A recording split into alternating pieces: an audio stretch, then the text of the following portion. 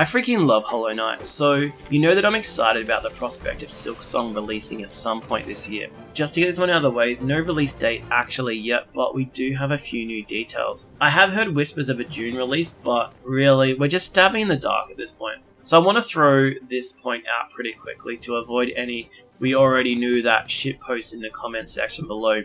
If you are browsing every article and forum looking for new information, then you probably will know most of what is covered here already. But for others who might be a bit more out of the loop, let's have a look at what we know and some of the new details that have just been released recently in the Edge magazine publication. Hollow Knight is Metroidvania goodness, and you already knew that. It was an insanely polished game which hit amazing heights in terms of fandom and speedrunning, and is also an Australian developed game by Team Cherry, so let's go. Their website could probably use an update or two though.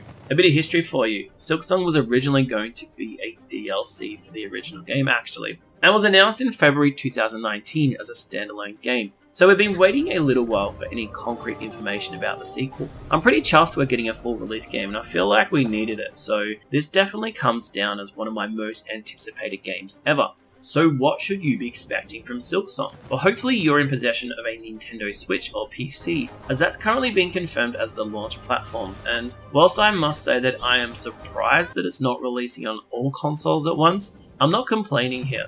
We shall be playing through this adventure as Hornet, protector of the Hallowed Nests, and towards the beginning of the game expect to be missing many of the abilities that you were accustomed to, and having the need to once again earn your different techniques. Hornet shall be adventuring her way to the top of the Citadel, and we have a few other lands confirmed in the game, such as the Mossy Grottos and Coral Forest. Looking through the trailer for Silksong, we are definitely going to meet some interesting and quirky characters along the way, and it looks like fighting mechanics will remain crisp and an important part of your playthrough of the game. The art direction is consistent with the original, and the music composer is staying on for this project, so I'll be expecting the same level of polish as we fight through over 100 new enemies, including a mixture of beasts, hunters and assassins. I mean, it's hard not to be really freaking excited about Silksong at this point. A couple of fun but small points. Be expecting to collect fleas this time as opposed to those little grubs, and the developers have said the difficulty will be about on par with the original, so I'd be expecting a challenging yet not overly impossible playthrough of Silksong.